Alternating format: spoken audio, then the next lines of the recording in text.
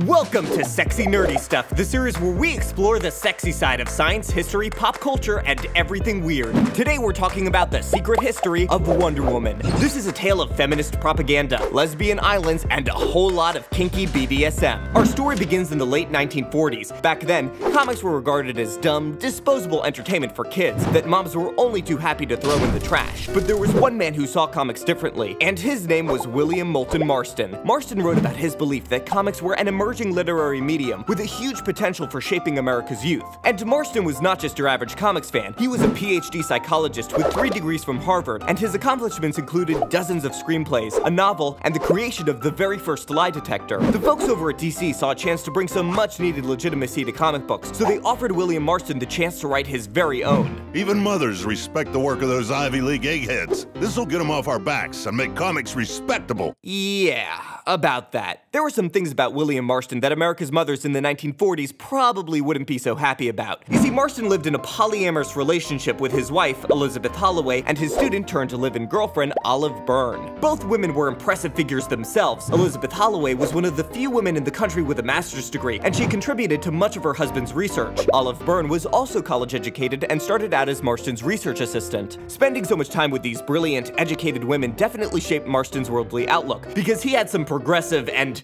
downright extreme ideas about feminism. Marston believed that women were the superior gender on the planet because of their less aggressive nature and a greater capacity for love. He believed that we should live in a matriarchal society where the wise, all-loving women rule the world instead of petty, divisive men. So when DC tasked Marston with creating a new superhero comic, he and the two, misses, decided to create a story to encapsulate all of their feminist ideas. Somewhere, hidden in the ocean from prying eyes, lies Paradise Island, home to the society of immortal female warriors known as the Amazons. The powerful ruler of the island is Queen Hippolyta, and she creates her daughter Diana by sculpting her out of clay and imbuing her with the power of the gods. One day, Princess Diana discovers an American soldier named Steve Trevor, who has crashed his plane on Paradise Island. Steve is completely unconscious throughout this entire origin, but he's also a total hottie. So Diana immediately falls in love with him and devotes herself to his well-being. Now, that might not seem like the ideal feminist narrative by today's standards, but remember that Marston's whole thesis was that a woman's love and affection is a big part of what makes her powerful. Hippolyta straight out refuses to have any man on Paradise Island, and she explains to Diana why. Decades ago, the demigod Hercules challenged Queen Hippolyta to a fight. In this story, Hercules is an evil dude bro with extremely fragile masculinity, so he wanted to prove that no woman could be stronger than him. Hippolyta won the fight thanks to her magic girdle, but then Hercules tricked the Amazons, stole the girdle, and enslaved all of the Amazon warriors. Hippolyta prayed to the goddess Aphrodite for help, and eventually Aphrodite gave Hippolyta her girdle back. The Amazons stole their slavers' boats and ran away to Paradise Island, but they kept their metal shackles as bracelets to remind them of the evil world of men. Diana goes to Athena's magic TV contraption and discovers that Steve Trevor was shot down fighting an evil army called the Nazis. Diana decides that these Nazi guys are the very embodiment of the evil patriarchy, and America is the land of equality and freedom, because if you're a comic book in the 1940s, you gotta keep things patriotic. So Diana dresses up in the color scheme of the American flag and travels to America to tie up Nazis and spread feminism around the world. As strange as it sounds, Wonder Woman was intended to be straight-up propaganda, designed to indoctrinate America's youth into accepting a feminist utopia. And don't just take my word for it. According to Marston himself, frankly, Wonder Woman is psychological propaganda for the new type of woman who, I believe, should rule the world.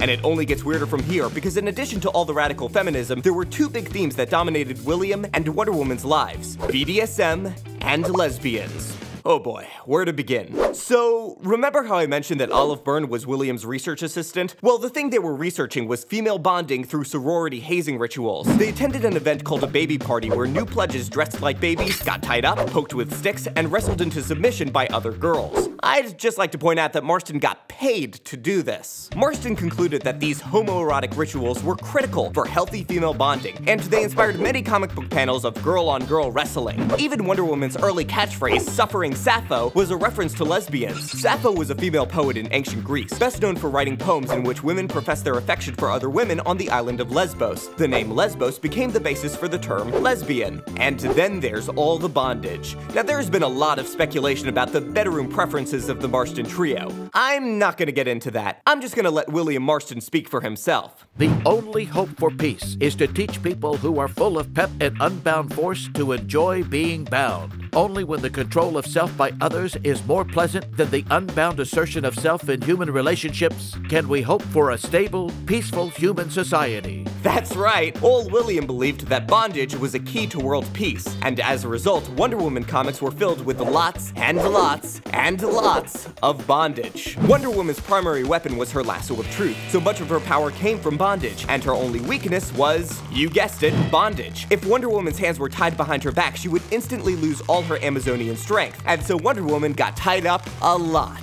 In fact, one of Wonder Woman's first villains, Evil S, was basically a straight-up dominatrix who used a magic whip to control her minions. All of these sexual overtones did not go unnoticed, by the way. Wonder Woman comics were repeatedly banned and protested against throughout the 40s. William Moulton Marston died young in 1947 at the age of 53, and after his death, DC decided to suck all the fun out of Wonder Woman. Wow, look at all this lesbian and bondage stuff. Let's put all of that into a box and never talk about it again. Wonder Woman without Marston became more traditional superhero fare. Many writers just had no idea what to do with her, and this sometimes resulted in crazy sexism, even while Marston was alive. The first ever superhero team, the Justice Society of America, only allowed Wonder Woman to join their ranks as the secretary. And then there was a period in the late 60s where DC took away Wonder Woman's powers, her sexuality, and her costume, and gave her a Chinese karate guru. This change sparked protests from the feminist community led by Gloria Steinem. Steinem was a huge Wonder Woman fan, and even featured her on the cover of the very first Ms. Magazine.